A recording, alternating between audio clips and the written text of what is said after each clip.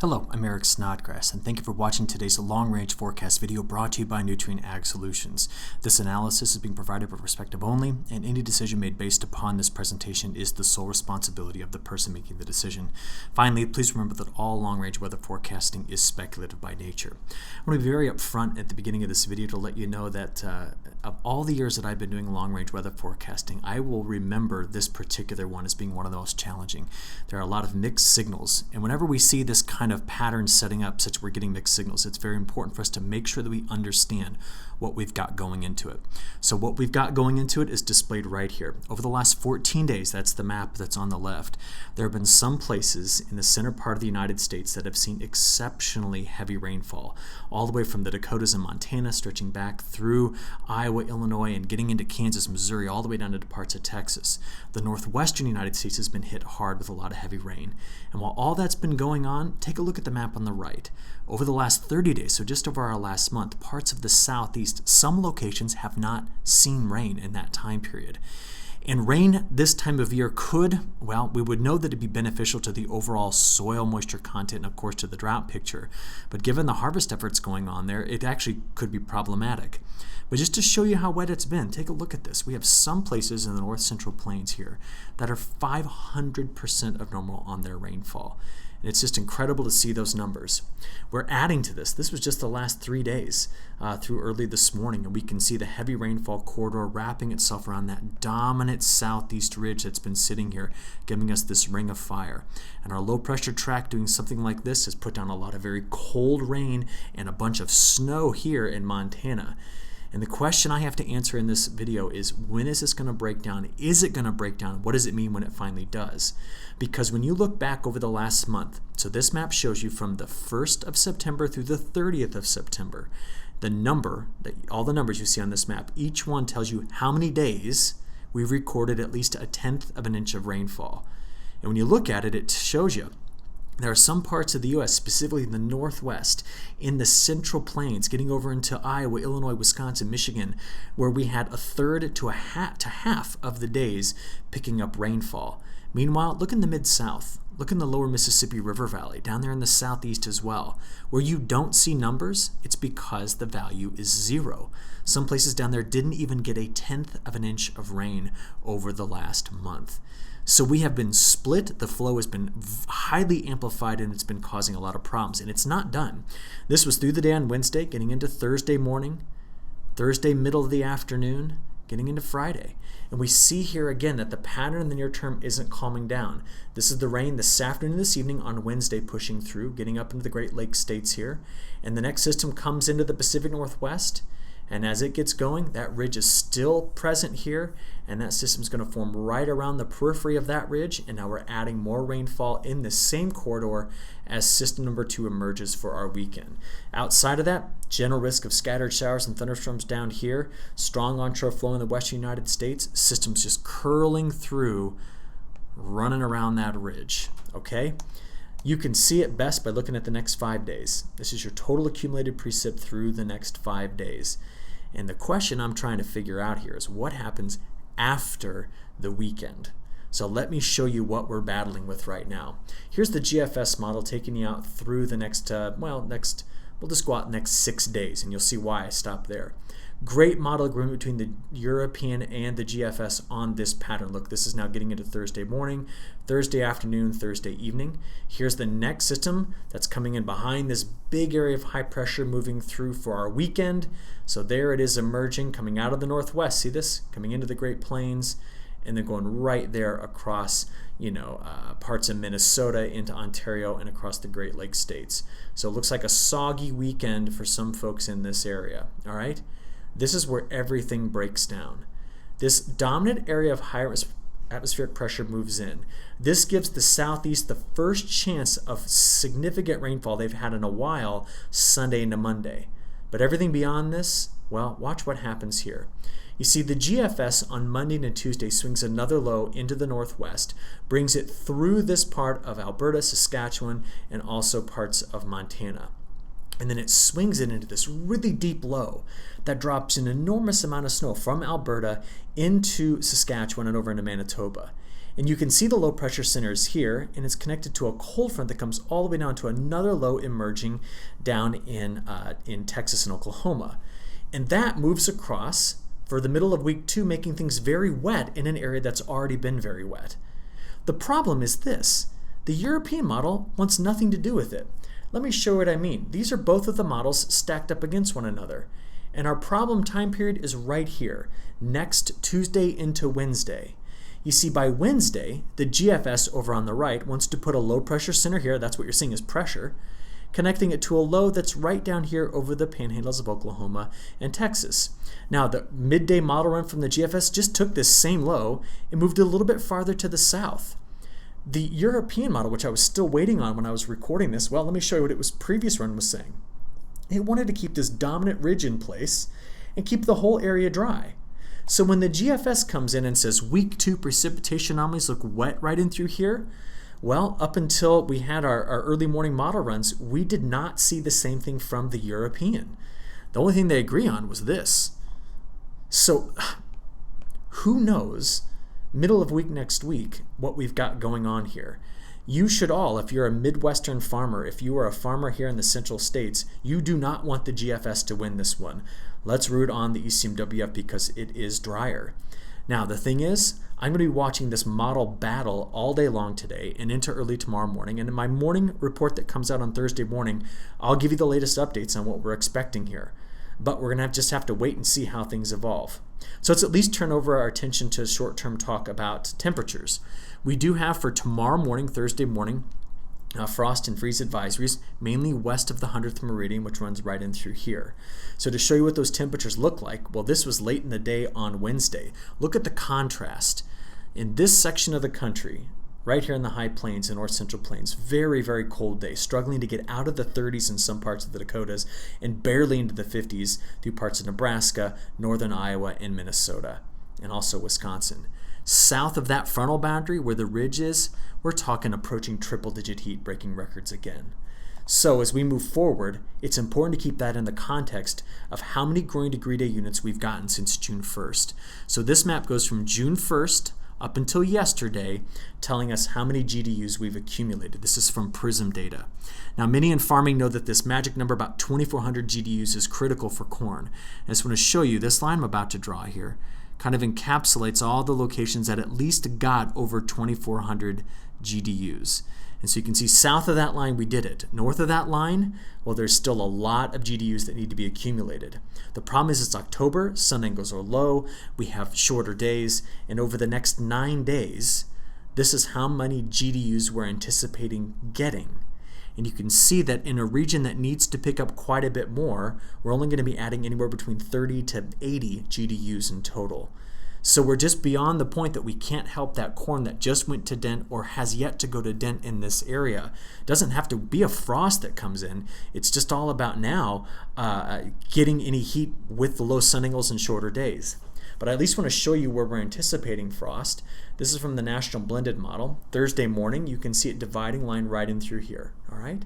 Getting into Friday, it's really going to be tucked away in northern North Dakota, back into Montana, of course, and in this part of Minnesota. A lot of low 30s, though, in the northern part of the United States. But after that, we got a bit of a moderation in the pattern coming, and such that we don't see any really deep cold plunges of air getting us all the way out to the 10th, 11th, and 12th. So the pattern does tend to moderate a little bit beyond that, removing some of our frost threat. But this is a long-range weather forecast video, and I'll talk about all those things again tomorrow morning with the latest updates in my Thursday morning update. But over the last 3 weeks, I've been building this case, and I am trying as hard as I can not to forecast with confirmation bias. Please understand that I'm conscious of that and working hard against it. But I've made an argument that October 2019 would not be as wet as October 2018. I also said October 2019 wouldn't see much below average temperatures. And I want to tell you what 2018 gave us. You see, what I'm trying to forecast is I'm saying that this pattern is not going to happen again. Now what it is there was this corridor right in through here that saw record-breaking precipitation. We also had major hurricanes coming into the East Coast. Now, I'm not talking about hurricanes at this point, but that's why you see this area is wetter than average. What I've been saying is that stuff wasn't lining up the same way it did a year ago to paint this area wet. And to be honest, it doesn't even matter. Because of how wet we were getting into this point, any rainfall on some places in through here is going to be detrimental. But that was October 18. That's what you've been looking at over here. So as we go into this forecast, my confidence is extremely low, but I'm going to tell you how I do the forecast, and then I want to tell you what I'm looking out for. 3 techniques. Persistence, that means what's been happening is going to continue to happen. Teleconnections and analogs, that's where we look at things like El Nino, the Indian Ocean Dipole, stuff like that, and what it means. And finally, what do our global dynamical models say? What we need to know is that if the midsection of the United States, where we have seen a tremendous amount of flooding, is going to continue to see it, what we'll watch out for is an Aleutian Island trough, a Gulf of Alaska ridge, a trough over the west, a ridge over the southeast. That's the pattern that uncorks the Gulf of Mexico, brings in very active storm systems, and keeps us very wet. That's what we have to be watching out for. So persistence, well, that's what we've been having. That is best seen over here on the right-hand side. This is August 1st through September 30th precipitation anomalies.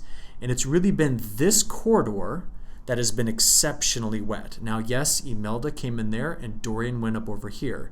But the southeast, central Texas, the lower Mississippi River Valley, missing out on a lot of the very heavy rainfall. It's been repeated events coming in the northwest, soaking them, causing major problems with, for example, getting the hay out of the last hay cutting out. It's been very, very cold and wet rain in the north central part of the United States, and just round after round of flooding in Nebraska, Kansas, Missouri, Iowa, Illinois, Wisconsin, Minnesota. A year ago, the pattern was a little bit different. Very wet in the eastern part of the United States and in Texas as well, but the same region in through here was also quite wet. So it's good to compare 2018, that's August 1st, 2018 through the September 30th, 2018, to this year. So there are differences. What I want to make a case in saying is that anywhere that you see blue on this map, which is telling us where we're between 100 to 500% of normal on rainfall, any rain is going to be problematic for harvest. And even though we need rain across the southeast, desperately need it in parts of the southeast and mid-south and up the east coast as well, and parts of central Texas, we are still trying to harvest a crop here, so rain can slow down that effort, but we desperately need it for our overall drought health. That's the backdrop going into this long-range forecast. Please don't forget that. What would persistence tell us? Persistence would say the flow pattern would continue to do this. Big ridge over the southeast, low pressure systems running in through here, keeping this area cold, keeping this area very, very warm, and keeping this region in through here very wet, and this region in through here very wet. What we have to look out for again, trough, ridge, trough, ridge. That's what persistence would say. And there are some indications that a persistence forecast is not a bad way to go moving forward. What about our teleconnections? Well, the most dominant feature that we have been seeing is the Indian Ocean Dipole. Now, I'll be honest with you, the Indian Ocean Dipole going into its positive phase, I've mentioned it in the last 3 weeks, but I maybe didn't give it the credit that it deserves. Now, what is it? You see the cool water here and the warm water there? That is happening because right now, we have strong easterly winds, those come from the east, racing across this area. They're piling up the warm water over here, which is causing the air to rise inside that circle and give us a lot of shower and thunderstorm activity. We can see that by looking over here at the map that's on the right. This is called a Hofmüller diagram. It's got, 60 to 20 east is here and there. And the blues represent winds that are coming from the east in this area. And that's how we can see it on the static map over there in the upper left-hand corner. Now, at the same time that that's happening, winds right here around the international dateline are moving west, which means the winds here are going this way. And this strong Indian Ocean dipole has fooled us in 2 regards. One, it's pushed a bunch of warm water back into this region, which is the region I just circled called Niño Region 3.4, which has taken our ocean temperatures of being cool back up toward normal. That makes us think right now that we're going back into almost El Nino-like behavior with our ocean temperatures, but we're not. It's really ENSO neutral at best. The other place that this has fooled us, where it's colored in here, where all of that upward motion has been, giving us thunderstorm activity, that is phase 1 of the MJO. So the reason why it's stalled out and not gone around like this is because the Indian Ocean dipole has dominated everything in this part of the global ocean. So what does all that mean? Well, if the Indian Ocean dipole continues to get its way, it is certainly going to be something that favors persistence. Why? Because phase 1 of the MJO, and when the Indian Ocean dipole is in this phase, we tend to get troughing here. It's not a strong correlation, but it is a significant one. So if Indian Ocean dipole gets its way, that's what you're going to have to deal with. But there are other components to this. For example, what about the Central and South Pacific Ocean? We've known that the Southern Oscillation Index has been going negative. It reached this inflection point about a week ago and has since slowly come back more toward positive, but the positive territory is above that line. Our Southern Oscillation Index is negative. Now, what does that mean? Well, we can correlate that with the flow of the atmosphere. But the pattern you see over here on the right means that if the Southern Oscillation Index is positive, higher heights. If the Southern Oscillation Index is negative, lower heights. But our Southern Oscillation Index right now is negative. What we have to do with this map, therefore, is make the warm colors troughs and the blue colors ridges. So that means the flow pattern would do something a bit more like this, giving us a trough that would cut through, well, not Greenland, but the Hudson Bay. That tends to make us cooler in October and drier. But the Southern Oscillation Index is slowly building back up, but it is working against the Indian Ocean dipole. So you see how I'm having trouble with this long-range forecast? These two things are not working together. Let's add something else to this. How about looking at our global winds? Well, the quasi-biennial oscillation, which is a wind deep in the atmosphere, has been at this peak through much of summer, and it has recently started to come back down. It's kind of gone past an inflection point and come back down as well. Still positive, and while the quasi-biennial oscillation is positive, it tends to feature more troughing here. Well, that lines up well with the Southern Oscillation Index, building a ridge here and a trough in this area. But it's at odds with the Indian Ocean dipole, and it's at odds with the global wind anomaly, atmospheric angular momentum, which bottomed out about a week ago here and has since slowly started to rise. Now remember, if the global wind anomaly was causing the patterns we're seeing, we would get a ridge over this area. Now you're going, wait, that's blue, but we're doing the same thing here. The correlation is negative. So that means with the global winds on the slower side of things, we would expect to be seeing, I'll maybe just draw this with white, we would expect to be seeing ridging in this area. And we have been, but the global winds are increasing again, which means, is this even a factor moving forward? I don't think it necessarily is. It's a confusing picture that we're painting. Now, to add even more confusion into it, this is what our global dynamical models are saying. CFSV2, run in the United States, week 3, that's October 16th to the 22nd. You're looking at precipitation anomalies, wetter than normal, drier than normal. It's at that point trying to keep the eastern half of the country on the wetter side of things, really the eastern third, and drying things out for the central plains, moving into the north central plains and parts like Minnesota, Iowa, and even over into, well, maybe parts of Iowa, but more into northern Wisconsin. Now those folks would be like, hooray, bring it on, we need this. And look at this. This is now October 23rd through the 29th. Much drier pattern being forecast by the CFSV2. Does the European agree? Well, that's what you see over here on the right. What I did was I took the same time periods and made maps that show what the European ensemble is suggesting for week 3 on top and week 4 on bottom. It's calling for drier in through here, and wet in these corridors. By week 4, still wet here, trying to bring in a wetter bias in through there, such that when we start November, it's maybe trying to bring a very active and wet part to the central United States, but dry, and dry. But I made the transparency very light on this because I don't trust any of these models out beyond really the next couple of weeks, if that. But that's what the models are saying. Now, if you are thoroughly confused, I get it. I've spent the last 36 hours trying to paint this picture, and it's been one that's been contradicting and confusing to me as well. So I'm just going to finish with this. What do we have to watch?